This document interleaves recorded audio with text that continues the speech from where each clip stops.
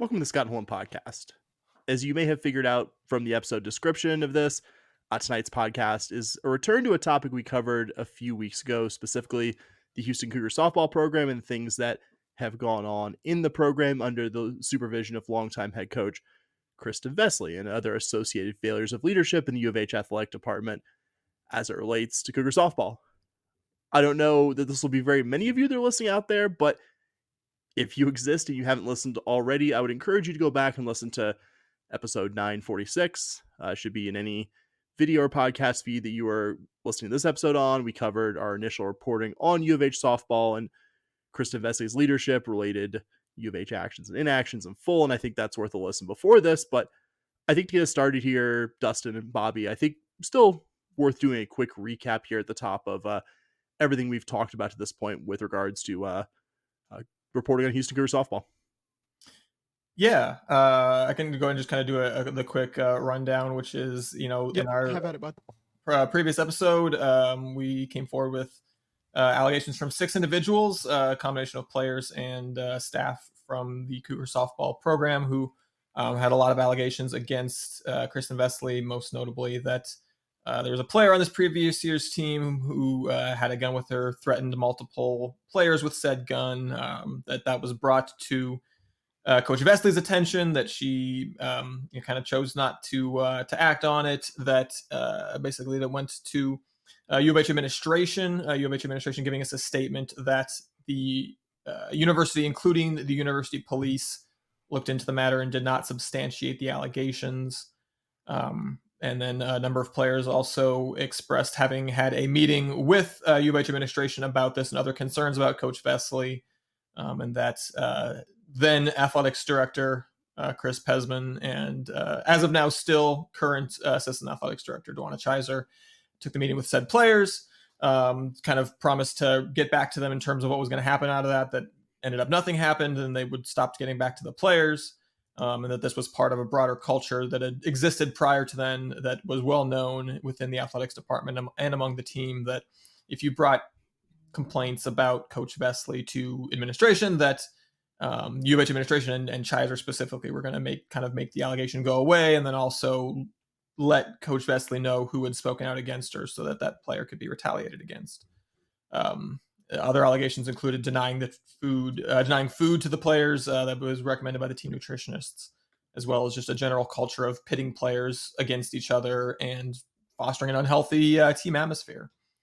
So that's kind of our first episode, and kind of we touched on this, I think, in the preview of one of our intervening episodes. But yeah, immediately after putting that episode out, about 3 weeks ago now, almost exactly 3 weeks ago, the immediate response that we got was overwhelming. It was a significant increase in the number of people that reached out, that wanted to talk, that liked the episode, that retweeted the episode, that were people that had firsthand interactions, either players or staffers, under Kristin Vesely with U of H softball. So that kind of brings us to where we are now. Obviously, you probably, if you're a U of H fan, you're also aware that Chris Pesman is now, as we were talking about him, then athletics director, as he is no longer the current athletics director at U of H, as he was relieved of those duties towards the end of last week. It remains to be seen what's going to happen, if anything, to other possible assistant athletic directors within U of H and or Kristin Vesely, who as of now is under contract. But the most recent reporting from Joseph Duarte at the Chronicle is that her contract expires at the end of July of this year. So not next season, as had previously been reported. So that kind of brings us. Is that about? Did I miss anything? Or does that about set the stage for tonight's episode? Yeah, I think so. I think the only thing I would add is just like, we haven't had a single individual reach out to us privately or, to my knowledge, publicly to say that about the initial episode that we were telling falsehoods or being unfair to Kristin Vesely or anything like that. And frankly, if you'd asked me that a few weeks ago, I would have expected at least some people willing to advocate for Vesely. And unless I'm missing something, guys, that hasn't happened. We've gotten just a deluge, not just of people who were willing to contribute to the stuff we're going to talk about tonight, but people who didn't even necessarily contribute, but were just like, thank you for doing this, or just like express that, yes, you accurately reported on what happened, which again this is not me saying this to do a big, pat on the back session for us. I think it just speaks to the kind of culture this program had, and just how everyone who went through this program, regardless of era, felt about playing Cougar softball. Yeah. Yep. So before we kind of get into some other allegations, some kind of shoring up on some things we talked about in the first episode, I did want to kind of just highlight the things that we still don't know, because we could have put this episode off for another month, just trying to wait until every question that we had about the situation was answered, but that probably would have been too long. It was time to come back with all the things that we had been told, and the new information that we did have. But there's a lot of questions that we still have. The U of H police investigation into the matter. We've sent a couple of emails to the U of H police department asking for just, hey, can you confirm or deny that the athletics department description of that you put in an investigation into the gun incident and weren't able to substantiate that. Is that true? Yes or no? They've not gotten back to us on that one way or the other. We've had many of the players that we spoke to that had firsthand accounts of the gun threats, described having not spoken to any U of H police about the matter. So what did the investigation into the allegations, what did that look like? That's a big question that we still have. We've put in Freedom from Information to get, to see if we can get access to U of H emails. They've been, I think, I don't know. I don't want to say anything that's going to get us in trouble here, but they've not been the most as forthcoming as maybe they could have been. And that's another thing we would have loved to have some answers on by now. We don't. What exactly is Kristin Vesely's contract status? And if it is in fact expiring next month, why did multiple people lie to Joseph Duarte about it? We assume he wouldn't have said otherwise unless he was pretty confident in that. So, I have a lot of questions, guys, that are still out there, but we've got a lot more to talk about. But man, it is worth noting up front that there's a lot we still don't know about everything that's going on here.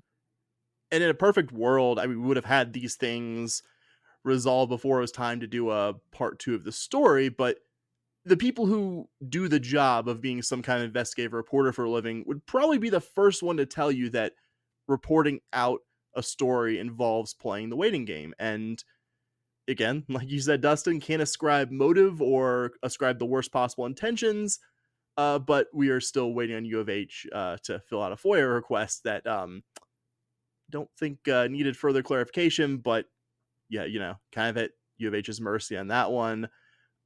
We've said it repeatedly between recording the first episode now, including talking about this investigation, to great folks that had us on, like Parker at Locked On Cougs, our network friends, the 1012 podcast, in the days in between this. And it bears repeating. Also, we're not going to be done with this story until I think the three of us feel like we've truly found out everything there is to find out about the story, or it's in the hands of people who can do so more capably than three guys who have day jobs that are not investigative journalists or full-time podcasters. This isn't, I think, my last thought before we get into this stuff in this episode. This isn't about dropping the most salacious episode or in any way topping the initial story. It's just simply about shedding light on the fact that so many different people and so many different roles, eras of playing at U of H, different backgrounds, different everything, had a common experience of having a miserable time playing for Houston Cougar softball under Kristin Vesely. And I think that deserves to be told with the platform that the three of us have. Absolutely. All right. So getting into some of the things that we heard, I've just kind of over and over again, the number of sources for our first episode was 6. The number, I did a count right before we came on here. It's, I believe, 9. It was the additional that have reached out since our initial episode. And guys, one of the things that came up a lot that we heard over and over again that I thought was really shocking was people talking about feeling like they were being forced to play through injuries in this one. And that was, that's because it's another one of those things that you can't possibly defend. There's certain things that people are going to hear and take different ways. And there's a lot of different ideas that people have about, what is appropriate, what is not appropriate for a coach to do. They're just, you have to acknowledge that a lot of people have a lot of different notions of what is and is not appropriate. But man, there's just certain things are pretty cut and dried. And we heard over and over again, people talking about, being forced to, being, if not forced, at least heavily suggested that you should be continuing to play through injuries. just kind of suffering consequences when they did not want to or didn't perform well while they were trying to play through injuries. And it's another one of those things where you can't, it's one of those straight up, there's a pretty clear cut and pretty cut and dried right and wrong, yes, no, is this okay? And trying to force players who don't want to play through injuries is just one of those things. You can't do it. And it speaks to, I think, the broader consideration of just stories that we've heard about just decisions that kind of make you scratch your head and wonder, A, why would you treat someone that way? And B, even if you didn't care about treating someone that way, why would you think that that's going to help the team out to have to do that? Just bizarre. Yeah. And like playing through injuries is something that you see a lot in sports, right? People talk about toughness and things like that. But for me, there's a radical difference between playing with a slightly sprained ankle versus some of the things we heard that were reported. And it's just, again, I don't see how it helps the team. I think that's a really good point. Like, it's very much one of those things where you're just going, well, are they better at 40% than somebody else would be at 100%? And so there was just a lot of that kind of stuff where it wasn't just, oh, hey, today I'm a little sore from working out or something like that, and I don't think I can go or something. It was trainers saying this person probably shouldn't play, and it not being listened to. So that was kind of, I agree with you, Dustin. That was a pretty big thing that we heard a lot about, and it just kind of makes you shake your head and go, that you just can't do that. Yeah, if I could talk about some of the stuff we were told, guys, some of the specific stories, if y'all don't mind me jumping in here. I think the one that really stuck with me is one player over their career had a number of surgeries, reached the point in her career where basically she could no longer throw effectively, and told Vesely she needed to medically retire. And let's stop right here for a second. None of the three of us are college athletes. Chances are a good percentage of you listening aren't either. So it's got to be incredibly painful to have, played this sport nearly your entire life, played it at a high enough level that you got a Division I scholarship, to go through multiple prior surgeries, the associated rehab, everything that comes with that, going under the knife, to come to an extremely difficult conclusion that you can no longer play the sport. And your head coach's reaction is to do what Vesely allegedly did here and tell the player, quote, so you're removing yourself from the team, and then take that player's scholarship so they couldn't finish their schooling at U of H. There, another instance where a player had an overworked arm, got diagnosed with strains, was told to maybe pitch limited innings. This was ignored by Vesely and was forced to pitch at the same intensity before receiving the injury diagnosis. Connecting with something that has come up repeatedly in our reporting that we talked about in the last episode, Vesely would blame injuries on nutrition. In one instance, removed bread from a locker room after the game. I'm no expert on sporting injuries, guys, softball injuries specifically, and I'm sure in the broadest sense, healthy eating can be a preventative factor with injuries, but it's pretty ridiculous to imply pitching specific injuries are nutrition related, and just shows a failure to understand what's causing that, and a failure to have, I think, empathy for your players. Multiple instances where a player had to go extended periods of time with what ended up being, after an MRI, a fairly serious injury. And kind of what you talked about, Bobby, athletes will have bumps and bruises, and not every injury requires a level of like needing an MRI, needing surgery, an extended layoff, all that stuff. Though I will say, if you've ever had an MRI, it's not a fun experience, or one that I think anyone would voluntarily sign up for if they didn't believe they had something seriously wrong with them. One player mentioned feeling barely healthy enough to play, going out and struggling, then getting cussed out and belittled by Vesely in front of the team after struggling. Another player who was diagnosed with a repetitive leg injury was told after getting an MRI that the injury was because she was overweight. And so, and just, I like you said, Dustin, to back to what you said at the start, it's hard to understand it. Even the more minor stuff, like players telling us that they felt highly encouraged to avoid reporting injuries and to tough it out, which isn't nearly as shocking, or I'd go so far as to say unusual maybe, than you'd think in the larger sporting world. I mean, guys, if I had a nickel for every high school coach who said to me and my teammates some variation of, men, there's a difference between playing hurt and injured, I'd probably have at least $1.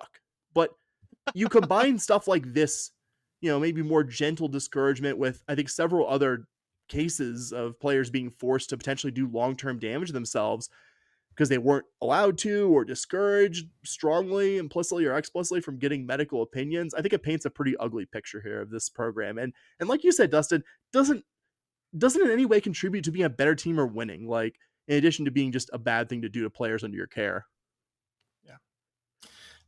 Speaking of bad things to do to players under your care, just a startling number of players and staff members as well described what they described as just Kristin Vesely's insensitivity to treating people like human beings. That took a variety of forms. Multiple people alleged that she revealed private medical information to others without their consent that she knew about them. We had a player described being forcibly outed to her family, essentially, or being told that if she didn't do it, that Coach Vesely was going to do it for her. We had just the number of players that have described what they felt was body shaming and developing, mental health issues in regards to their body as a result of their time under Kristin Vesely was staggering as well. Maybe nothing jumped out to me though as much as what we heard from multiple different players describing coming home one day and finding their roommate passed away in the apartment. And then what they described was, to her credit, that Coach Vesely came over that evening and was very supportive. And then the next morning basically insisted that they go to full workouts with the rest of the team, when a number of them were like, hey, we don't feel ready to do that right now. We just came home and found our roommate passed away. We're not in a state to do that. And Coach Vesely just wasn't willing to hear that. And he kind of forced them to go through workouts the next day. And it described just the number of players. I can't even tell you who said to us some version of just, we're not human beings to her. She does not see us as human beings. She doesn't care about us on that level. It is just, and again, that's, no one can say, I'm sure Kristin Vesely would say that, oh, she did care about all of her players. I can't obviously tell you that she didn't, but I can tell you that if she did, she was not doing a very successful job of conveying that to her players, because I've talked to several of her former players and they got the exact opposite impression than that Kristin Vesely cared about them and their well-being. Yeah, I mean, the stories, the finding the roommate was just mind-blowing when we found out about that. We were like, wait, what happened? And as you said, Dustin, to give Coach Vest some credit here, so we're not going after her, the whole time. I did hear that she did come over and she consoled them that night. But it's just kind of crazy to think about something major like that happens in your life. And, kind of what I heard when it came to that was that, maybe somebody was like, maybe Coach Vest was telling us to come be around our sisters and our teammates, and maybe that kind of helps. But when they say that's not what they need, maybe we go with that. Yeah, it's just hard to see. Again, the most charitable interpretation, like you said, Bobby, the logic, maybe that these young women would be benefited by being around their teammates, being around familiar people, but God, requiring attendance at something well under 24 hours after something incredibly traumatic happened to these two people, I think, again, incredibly counterproductive, and that might be being too nice, honestly. I think there's just no reason that you can't give somebody who's gone through something like that some kind of short break if they want it. To any player who goes through something traumatic, like finding a deceased roommate, like this that fits with what so many people have told us about how Vesely just didn't see these people as human beings. Like you said, Dustin, didn't care about these players, even at times actively mocked players struggling with mental health. One player told us that they had previously confided in Vesely about some of the struggles they'd had with mental health. And then later on, Vesely mocked that player, asking if they were going to have an anxiety attack before a game they were slated to start in. That same player would talk about dreading the experience of going to practice and dealing with Vesely. Like, imagine that player feeling so bad about this sport they used to love and were clearly good enough to play it at a high level that they can barely stand to go to practice and face their head coach. Imagine if that's your child, your friend's child, a relative, a friend, a significant other, you'd be livid that somebody would do this to this person that you care so much about. And at the risk of telling anyone listening how to feel about anything, you should be livid if you're somebody who loves the University of Houston, attended or considers themselves a fan of their sports teams, that these young women went to this university and received this kind of treatment while representing the team and playing for a sport for the University of Houston. And I want to preface what I'm about to say by at least acknowledging that, again, maybe I'm being too charitable, somebody who doesn't deserve that kind of charitable reading, but at least acknowledging the D1 level, that a player's diet is not something a head coach in principle can't have some say-so on.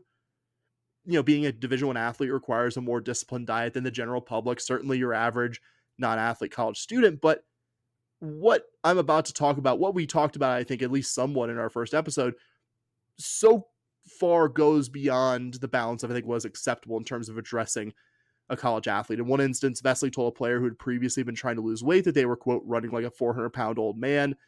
In another instance, asked a player after getting back from winter break whether they'd eaten anything, and then saying, "Are you sure? It doesn't look like that," after the player answered the affirmative. Another one, Vesely told a player coming back to practice after a hospitalization that she, quote, "looked like an Ethiopian, and there are bones sticking out of my face," which, again, is a genuinely fucking disgusting thing to say to somebody. This player also took pains to tell us that they never had a joking rapport with Vesely, which just makes this specific comment even more ridiculous and awful to say. And far be it from me to say exactly how a Division I head coach should strike the balance of, be like, hey, you need to be in shape like an athlete versus, basically how to handle that kind of situation. I'm not somebody qualified to say exactly how to do it, but going after female athletes specifically, when we've learned so much, I would say, around this century about how that kind of messaging from an authority figure can directly lead to eating disorders, bad body image,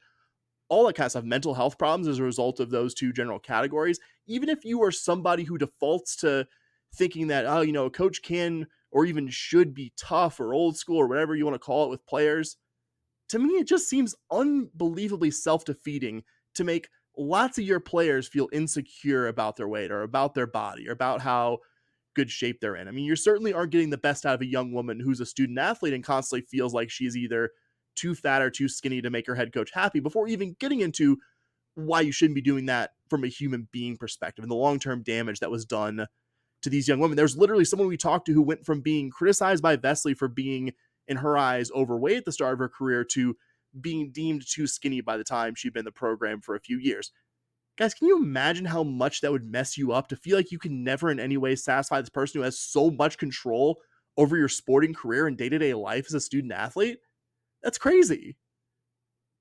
It's absolutely insane. And that's the thing that always struck with me when we were talking to people is you would be overweight and underweight. And it was always because sometimes when you hear things like that, it's a coach really harps on everyone being overweight and they want everyone to be thinner, or they want everyone to be, big, huge, muscular, something like that. And people who are underweight. No, she was coming at it from both sides. And that was just one of the crazy things to me is I was just like, wait a minute. It's coming from both ends here. That's kind of the weird thing is coach had this idea of what the perfect softball player looked like and you had to look like it. And the other thing that blew my mind when it came to that stuff... Which is bullshit. Players of all... you go yeah, absolutely. Teams, players of all sizes. Sorry. Absolutely. But the thing that blew my mind with it is she recruited the players. It's not like they magically showed up with a different body. I heard that from multiple people was that I heard that oh, hey, it was... I've always looked like this. This is how I looked in high school. Maybe I've gained a little bit of weight from working out and different things like that, being in a Division I athletic sport. But I play a position where they're not super skinny. It's a known thing, So it was just very odd. Just that was the thing that I kept coming back to was it was so weird that it wasn't like you're overweight for your position. It was just you're overweight and you're not underweight for your position or so. It was just there was this idea and it had to be perfect. And it was just so weird. That was my big takeaway, is how weird it was. Yeah, and I think, again, to kind of be as fair as we possibly can, if you are a college student athlete or a professional student athlete, whatever the case may be, even a college student athlete, your coach is going to have some opinions about your body. That is a thing that happens, right? Because that's important to your sport. But it's, there's, I think, to kind of tie it to I think, Bobby, you talked about in regards to some of the players said maybe she was trying to get us in the team atmosphere after having their roommate pass away.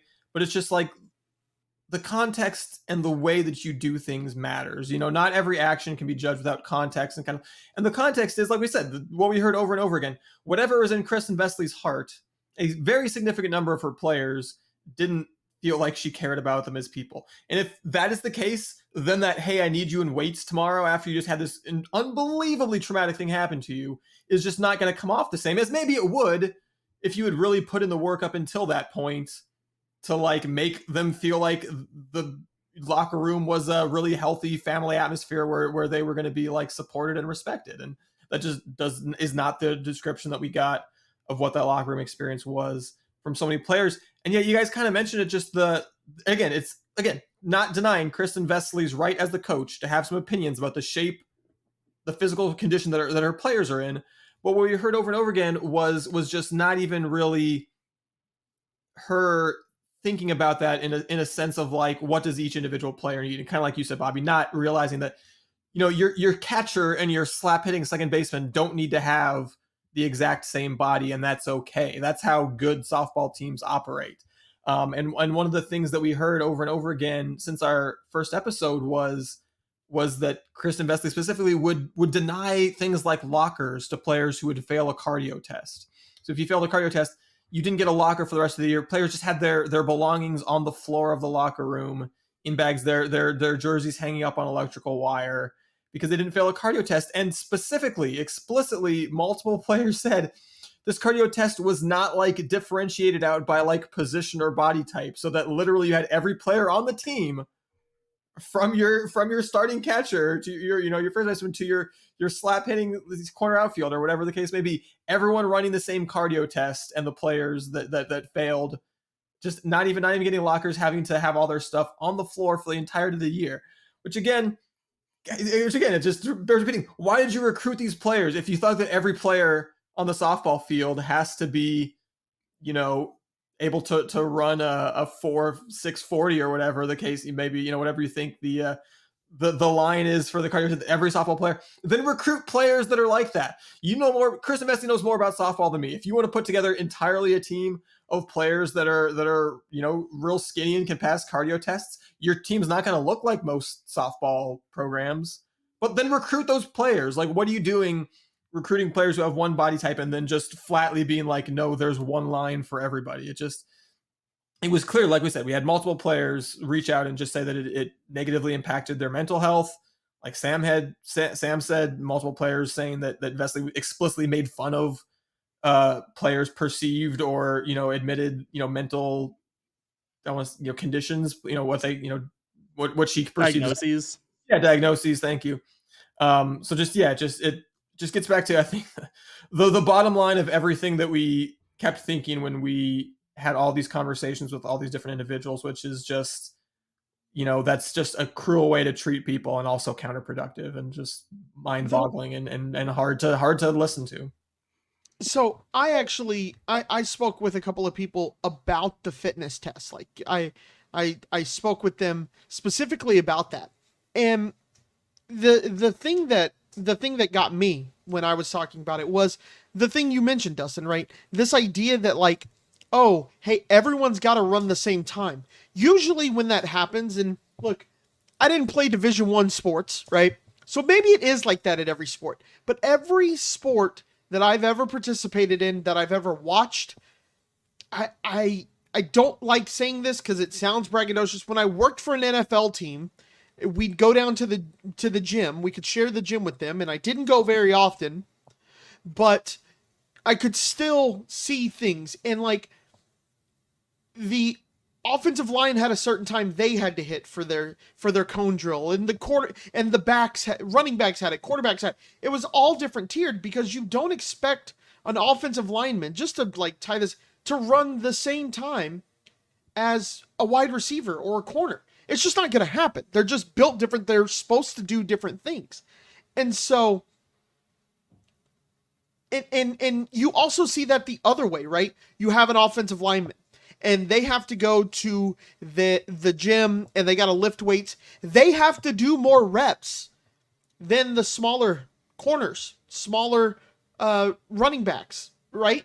But that wasn't the case in the Cougar softball program. They would have to do their max, and then you would have to do 80% of your max 10 times. And it's like, well, the other person's repping out more, is repping more weight, but the slap hitting second baseman isn't.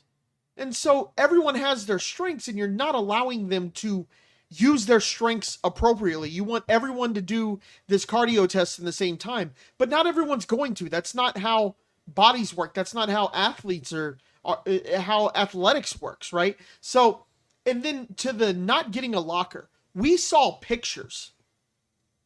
Plural. We saw pictures of literally in the middle of the locker room, there were tables laid out and there's just like helmets on it.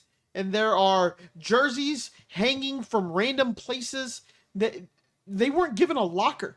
And, we heard this was starters. This wasn't just like some a bench player, an underclassman, something like that. No, these were starters on these teams that like weren't able to have a locker at a conference championship game. Like, it's counterproductive.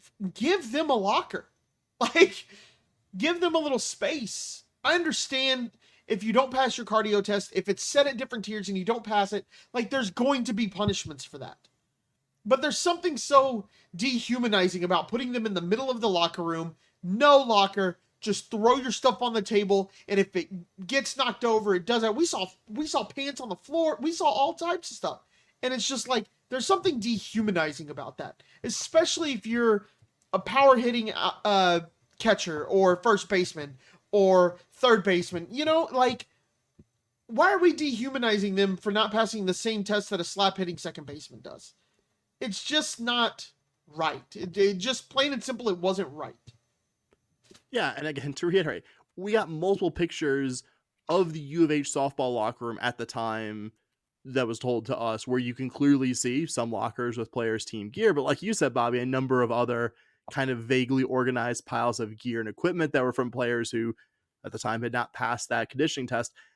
And not to keep giving a coach who by now I don't think has earned it a charitable reading of their actions or behavior, but in theory you could sort of understand incentivizing performance with team perks. But like you said, Bob, I feel comfortable saying for the sporting world at large, there are minimum standards, sure, but like the conditioning standards for different, it is not usually universal, other than maybe like some minimum. Like, you shouldn't be, I think, just it doesn't pass the smell test that you would expect, players of different body types. It's like asking, saying that slap hitting second baseman has to hit 5 home runs this year, otherwise like your scholarship doesn't, which is a hypothetical. I'm not.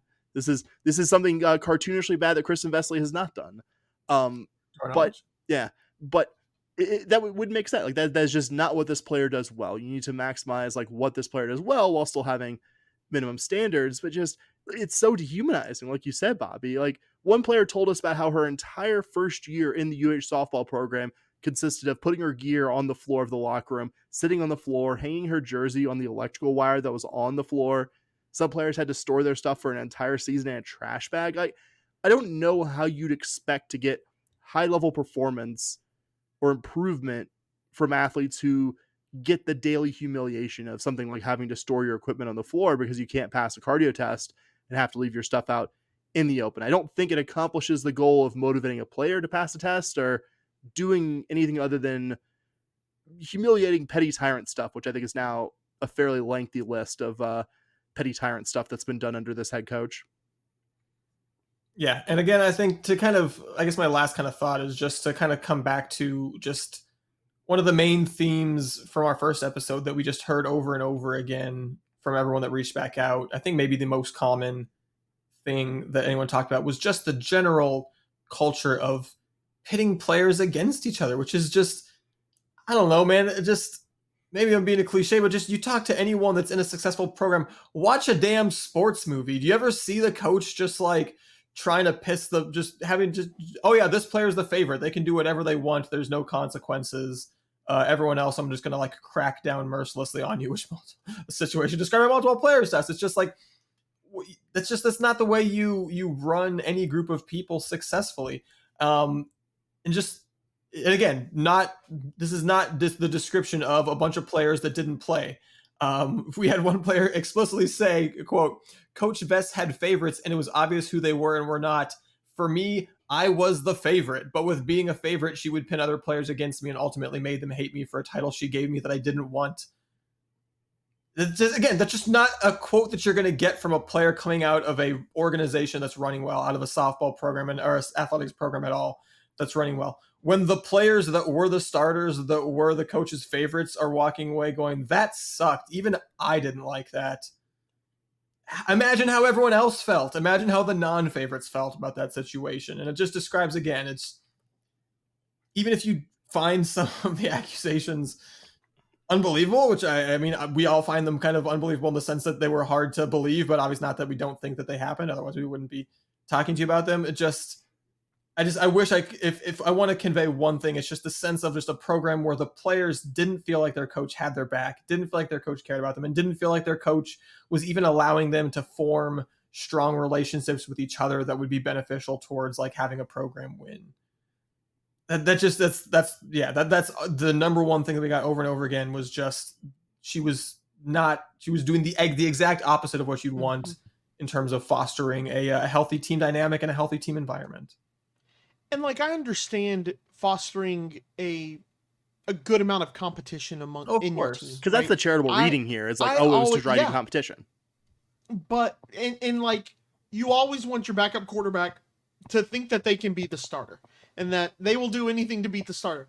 But on Saturdays, you want the backup quarterback to have your starting quarterback's back. And it never felt like, from our communications, that Coach Vest was doing a good job of on game days getting people to like to be around each other. You know,